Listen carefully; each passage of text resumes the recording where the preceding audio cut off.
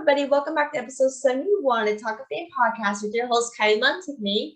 I'm so excited to have on Art and an interviewer, Victoria G. Thanks so much for coming on, Victoria. Thank you, Kylie. Of course. So you're an interviewer. What made you want to start doing that and being in this industry? Well, I've always really enjoyed watching interviews of celebrities that I like and also reading them when I was younger. And I always thought, I wonder how I could become part of that somehow, but what would be the right way to go about it, kind of thing. Yeah. And I just kind of started by friending celebrities on Facebook and hoping they would friend me back, and some actually did. And I would kind of DM them saying that I want to get into interviewing, were they willing, kind of thing. And I ended up getting a pretty good response with that. And then I ended up taking a pretty long break because I genuinely just couldn't find anybody who was willing to. Yeah. But that was also before I discovered the wonders of IMDb Pro and all the information right there. Okay, so this is like a little holy grail of information here. Exactly. Yeah, it's great. It's okay, so I made a little membership with them. And then after that, I started really doing well. And now I have a bunch of people who are still waiting to get theirs published. Wow, that's awesome. Did you ever I grew up, I used to I literally ask questions to my parents to see who knew me better. So I kind of knew that I basically had journalism in my genes, but I didn't realize until a year later that I was oh, this is something I should do. But did you basically always know you basically wanted to be a little journalist in the entertainment industry? Is this something that kind of popped up for you? For me, artist was always kind of first, and being in the industry was always first. But the interviewer aspect was something that I was always kind of nervous about at first, because if I get nervous, I'll stutter and stuff. If I get kind of nervous or whatever. So I got kind of self-conscious, and then I thought, well, there is another format that I could try, which is through typing. But then it turned from me being kind of nervous and shy to people actually like this format a lot because it's very simple for them. It's easy. They don't have to really give me too much of their time, right? Yeah. Because I'm not up there with all the big wigs. So yeah, exactly. I was actually a very shy girl too. So I was always self-conscious about it as well. I was how is a very shy girl supposed to do a podcast? That's not possible for a girl like me to do. And I was God, what am I gonna do? I'm bored, and quarantine's really messing me up. I'm tired of watching television every single day, all day long. I'm well, I might as well just do it. What's to lose? You know what I mean? And I was okay, well, I'll start this. And it's very hard to get people on. It really is to get people to interview. It is, for sure. I mean, especially if you think you can get an A-lister and you keep bothering them, but you realize that you're really small, right? So what A-lister is going to want to talk to me, Yeah, exactly. Oh my gosh. And so in 2021, you got to be part of a short film called Noise. What was your experience filming that? Well, at first it started off as a school project for my final for my associate's degree before I started going into my bachelor's. And a lot of people would think, okay, so it's a school project, you don't have to try so hard, right? Yeah. But I really thought, if I really try and I really focus, I could put it into film festivals and it could look really good. So I ended up really trying. It took a lot of syrup. A lot of chocolate syrup was all over the floor, because if you've watched it, you'll see how it ends. And that's not fake blood. I actually used Hershey's syrup. And that took me about 40 minutes to clean that up before my mom got home from work, so that way she wouldn't see all the mess everywhere. And the whole floor was all sticky and stuff. But besides the mess factor, I thought it was a really good experience that I had. It gave me a lot of confidence, showing that I understand everything that I've learned in school thus far. And I got an A on it too, so it's a little plus for you and everything. Oh yeah, for sure, yeah. And then when I put it into film festivals after that, it made me feel really confident that maybe filmmaking is something else that I'm good at. Okay. Exactly. Like, did he ever accept it, like the short film or whatever, or no? Yeah, I actually submitted it to quite a few. I'm still waiting to hear back from a good amount of them, but I've been selected for, let me think, what was the number? I think it was over 30 times already. Oh wow, that's awesome. Oh my gosh. So yeah, so that's pretty cool. Yeah, so for you, what is the hardest part about being an interviewer in the film industry for you? Initially it was lack of connections because Yeah. I was coming into it just like some little college kid, not knowing what I'm doing. And then when you kind of connect with the right people who are part of smaller agencies, you develop a nice relationship with them, and then they give you their clients, and then you go to sister companies and stuff like that.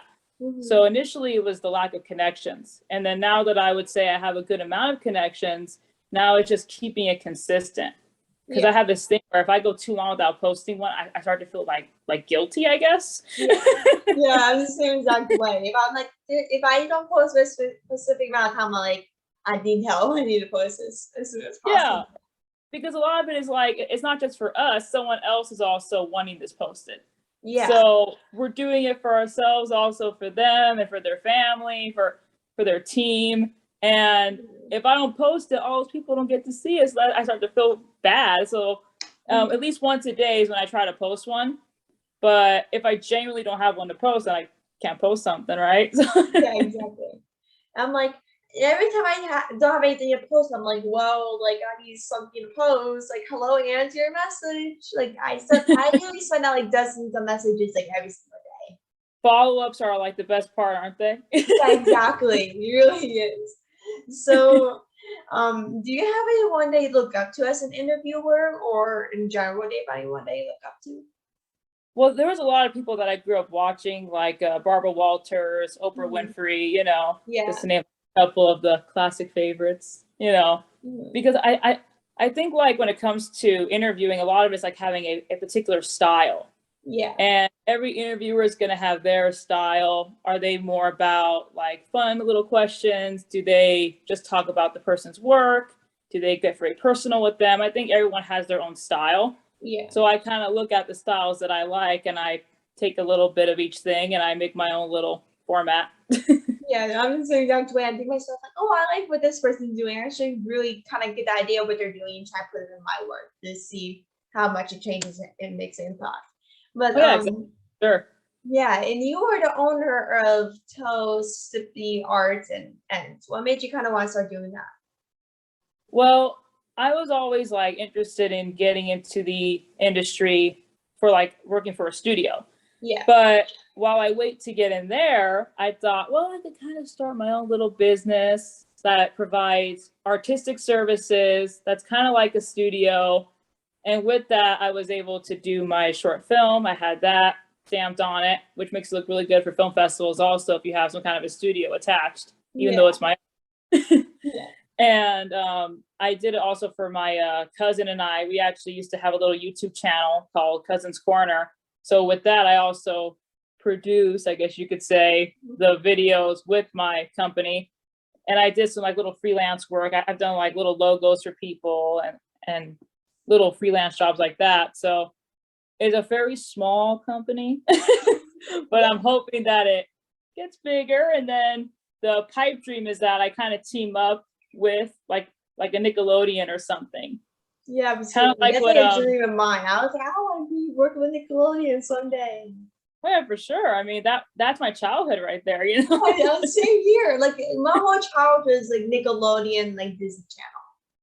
Oh yeah, for sure. And I think that was like our generation for sure. Yeah. We're all just about those nice little sitcoms and stuff. And Mm-hmm. I will admit, I still watch SpongeBob and things, so I haven't Me grown up. too. I watch SpongeBob on the daily. Oh yeah, for sure. I mean, it's like there are certain shows you just don't grow out of, right? Because it's a classic, and if it's still funny, then what's the shame in still watching it? Exactly. So if you could interview anyone in the entertainment industry, who would it be? Well, if anyone knows me, there's like a very extensively long checklist on my computer. I have a whole Word document. Yeah, me too. Who are like unobtainable. Yeah. I'm yet I just, try I just anyway. was that close. Oh yeah, I mean it's like you have like all the George Clooney's on there, you check them off, but you have to keep ignoring you. Yeah, exactly. That's what I get. I said like emails out every week saying, "Can they come on, please? Like, come on." And it's like it is difficult because we are small, right? So we want people to kind of give us a shot, but yet can we be taken all that seriously? Yeah, seriously. Like, can you guys take us seriously? Like, help us out here. But if I had to like name a few people, I would say like Julianne Moore, Amy Adams, Willem Dafoe. I almost got Rob Pattinson when he was promoting Batman. Really? I say almost because I was in contact with Warner Brothers and it was looking really good, but then it didn't happen. But I was this close. But I'm not going to give up on that one just yet. So whenever he does another movie, I will be back. And right now, I'm currently trying to get David Cronenberg for his new movie coming out in a couple months. So hopefully that happens. So those are some fingers big crossed on people. that one. And I remember a time where, like, I remember I sent, I'm a huge Gina Davis fan. So I was like, I would send an email to, like, whatever, her people, whatever, and see, let's take a shot at it again. I was like, let's shoot an email. And this was like last year. And I was like, I sent an email. And then maybe a couple minutes later, I got an email saying, hi, like, have some links to your podcast or whatever. And I sent it, and I felt very confident. I'm like, this is my time. She's gonna come on now. I finally got an email back, and I never got an email back after that. So no. I'm like, are you really kidding me? You really got my hopes up? Like, are you kidding me? This is what I learned. You have to be extra annoying. Yeah. You have to constantly bug them. Yeah, I'm like, hello, like, are you guys still interested, or what are you guys doing? I mean, and I think a lot of times people will say things to be nice, right? Yeah. But you be sure that it's like really going to happen. So you just have to keep being ultra pushy, but yet not so pushy where it's rude, but yet pushy enough where they can tell how passionate you are about it. Yeah, exactly. You kind of just push yourself to know that you're very passionate. Exactly. Yeah, I mean, the whole thing is like trying to find a fine line of it, I think, and trying to figure out, you know, how much do you push before you really annoy somebody?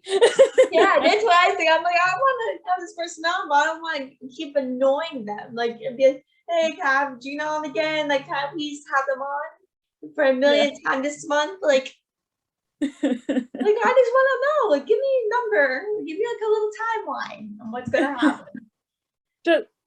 Just one question, you know? Yeah, just one question. Like, it doesn't matter if it's like 5 minutes. Just give me 5 minutes, and then I'll be out of your way. I'll be done.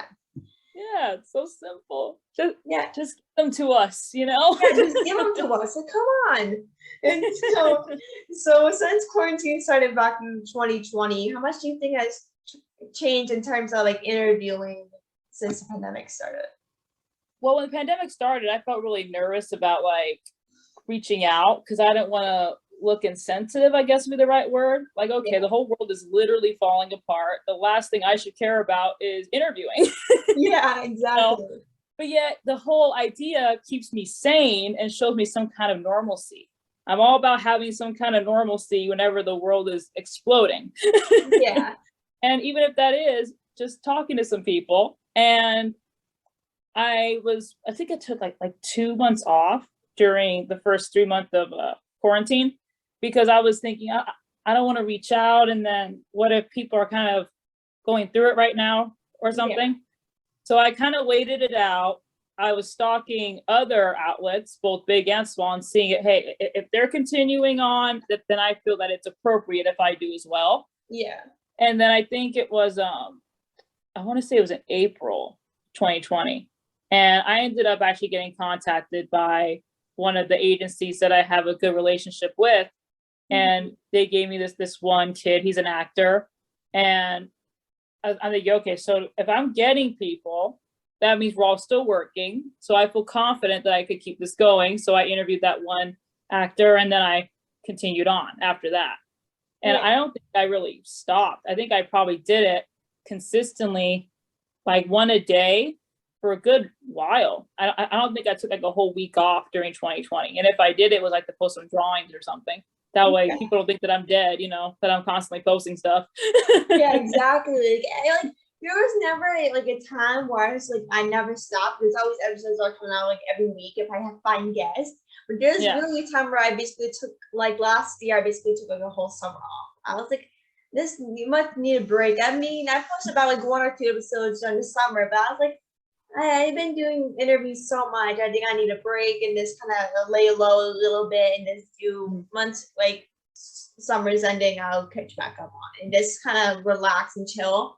And now ever since school started, I'm basically doing interviews every week, mostly every day, depending on the schedule. And like it's stressful. It really can be because like you're trying to figure out like what to like maintain your schedule, like time for interviews, your family, and all of these things you enjoy. It's really kind of complicated and stressful to kind of balance all these things. Oh yeah, for sure.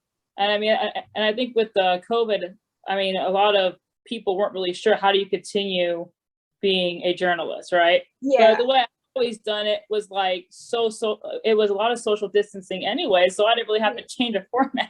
Yeah, exactly. Like I did like online school before. I still do online school today, but like I was doing online before COVID started, so it wasn't really new to me in terms of like schooling, I'll say. But like it's plus like I had so much time during the day. I'm like, I need something to do during the day. Like this is something I could really use as like a little hobby or something.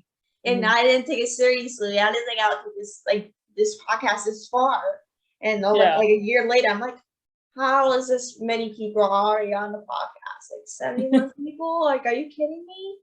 Like, it's really, it's like a dream. Like dream that you never thought of.